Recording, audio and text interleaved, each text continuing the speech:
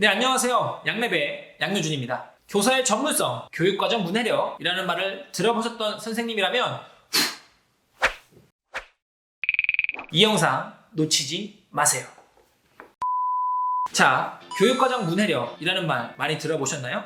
경기도교육청에서 혁신학교라는 제도를 만들고 확장하면서 배움 중심 수업 얘기를 많이 합니다. 기존의 교사 중심의 지식 전달의 수업에서 배움 중심 수업으로 변화해야 한다. 하지만 그 배움 중심 수업을 하기 위해서 필요한 것이 몇 가지가 있는데 그 중에 교사의 전문성, 즉 교육과정 문해력이 필요하다는 말이 나옵니다. 교육과정 문해력이라는 말이 나온 다음에 이 용어에 대해서 굉장히 사람들의 평이 달랐어요. 와, 맞는 것 같아, 필요한 것 같아. 하지만 아닌 것 같은데 이건 좀 이 용어가 좀 불편한데? 라고 느끼는 사람이 있었습니다. 여러 가지가 있는데요. 이 얘기는 사실 경인교육대학교가 아닌 한국교원대학교 교육학과의 정광순 교수님이 2012년도에 처음 말했던 용어입니다. 그렇다면 그 용어에 대해서 좀 더 살펴보고요. 정광순 교수님이 말했던 것과 경기도교육청에 어떤 차이점이 있는지도 한번 살펴보시길 바랍니다.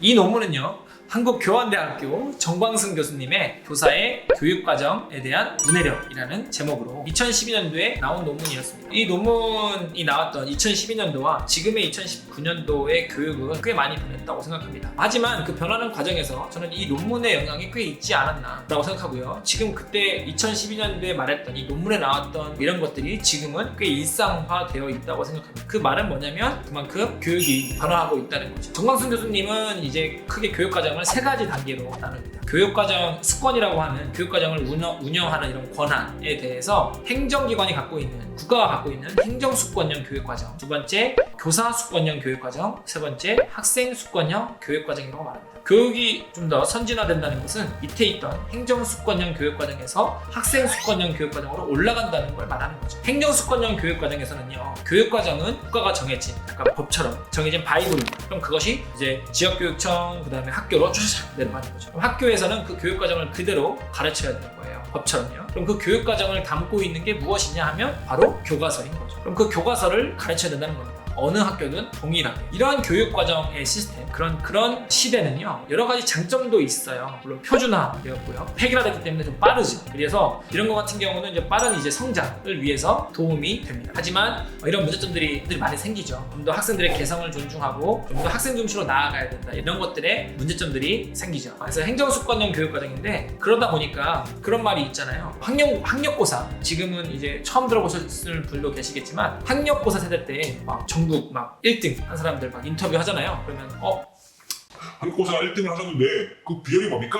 저는 교과서로만 공부했어요. 이런 말 있잖아요. 그러면서 에이, 무슨 교과서 거짓말 치고 있네 라고 하지만 그 당시에 가능했던 이유는 뭐냐면 배워야 될 내용, 그리고 시험에 나올 내용들이 다 거기 있었다는 거예요. 하지만 지금의 시대는 변했죠. 두 번째, 교사수권형 교육과정으로 가고 있다는 겁니다. 그러면서 정광순 교수님은 교사수권형 교육과정을 하기 위해서는 필요한 것은 교사가 전문성인데, 수업 전문성인데, 그 수업 전문성에서도 가장 중요한 교육과정 문해력이 필요하다고 말합니다. 교육과정 문해력이 도대체 뭘까요? 네, 교육과정이라는 것은 이제 국가에서 정한 거잖아요. 가르쳐야 될 것들. 현재 우리는 이제 NCIS나 아니면 에듀네티 클리어에 들어가시면 그 원문을 볼 수 있는데, 그 원문을 가르치고 그 원문을 가르치기 위한 여러 가지 도구들이 있어요. 교과서, 아니면 동영상, 사진도 있고요. 선생님들이 직접 만든 자료도 있고, 이런 자료들을 가지고 우리 선생님들은 학생에 맞게, 상황에 맞게 수업을 합니다. 우리는 그런 용어를 재구성이라고 하죠. 그런데 이 교육과정 문해력이라는 건 뭐냐면, 내가 하고 있는 수업과 국가에서 말하는 그 성취 기준이 얼마나 연결성이 되는가, 그 안에 담고 있는가라고 말합니다. 얼마나 잘 담고 있는 것들, 그것이 교사의 역량이고 교사의 전문성이다 라고 말합니다. 그래서 두 번째, 교사 수권형 교육과정이라는 시대를 하기 위해서는 당연히 그런 것들이 필요하다고 말하고 있어요.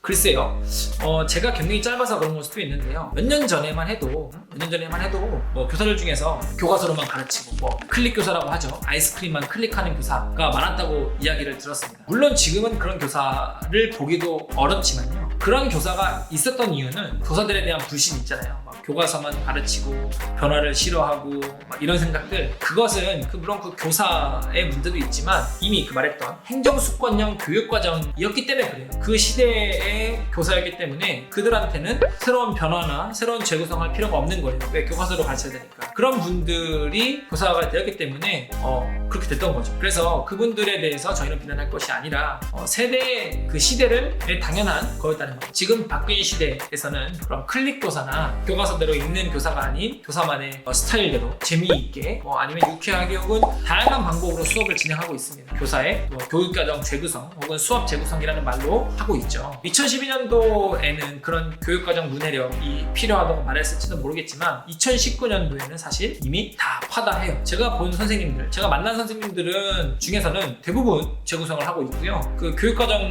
원문을 다 읽어보시고 항상 고민하던 선생님들이었어요. 그러다 보니까 정광순 교수님이 말했던 교육과정 문해력을 모두 갖췄다는 거예요. 물론 경기도교육청이 이제 정책적으로 연수도 많이 하고 이렇게 한 효과도 있겠죠. 어쨌든 제가 말하는 건 뭐냐면 지금 이제 우리나라가 두 번째 교육과정, 즉 교사수권형 교육과정에 이미 도달했다고 저는 봅니다. 네, 정광순 교수님도 여기까지만 말하고 있어요. 하지만 좀 더 나아가야 될 교육 선진국이 될 3단계 학생수권형 교육과정을 좀 더 고민해 봐야 된다는 거예요. 이것이 이제 핀란드거든요. 교육과정이라는 것은 정말 국가에서 정한 최소한의 기준이고 그 기준 외에 더 가르쳐야 할 내용들을 학생들과 상호작용 혹은 학교에 위임하고 그들이 결정하고 더 한다는 겁니다. 그렇게 되면 좀 더 학생과 다가가질 수 있는 좀 더 재미있는 학교가 되겠죠. 어떤 학교는 아직 1단계와 2단계 사이 혹은 2단계에서도 다양한 스펙트럼이 있을 거라 생각을 합니다. 하지만 교육이라는 것이 목표를 가지고 나아가야 한다는 특징을 가지고 있죠. 그런 점에서 저는 3단계 학생수권형 교육과정을 바라보고 교사가 노력을 해야 한다고 생각합니다. 네, 그렇다면 세 번째 단계인 학생수권형 교육과정이 되기 위해서 무엇이 필요할까요? 선생님들은 무엇이 필요하다고 생각하시나요? 네, 정답이 없죠. 그래서 정광순 교수님이 제 두 번째 새로운 논문을 내셔도 되겠지만 우리가 함께 공부해봐도 재밌을 것 같습니다. 저는 제일 먼저 우선 국가에서 교사를 좀 믿어줘야 된다고 생각합니다. 국가까지도 교사를 그렇게 보는 것 같아요. 교사는 아직 전문성이 없어. 스스로 좀 공부를 해야 돼. 교육과정 똑바로 가르쳐야 돼. 교육과정을 읽는 방법을 알아야 해. 라고 말하고 있지만요. 저희는 이미 충분히 가지고 있습니다.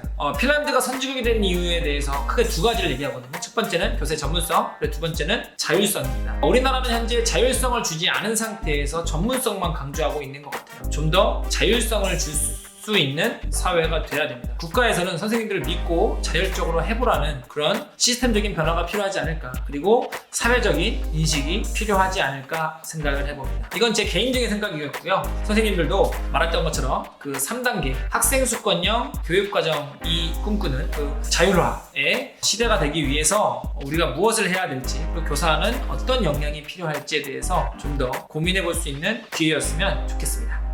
감사합니다. 좋아요와 구독 부탁드릴게요.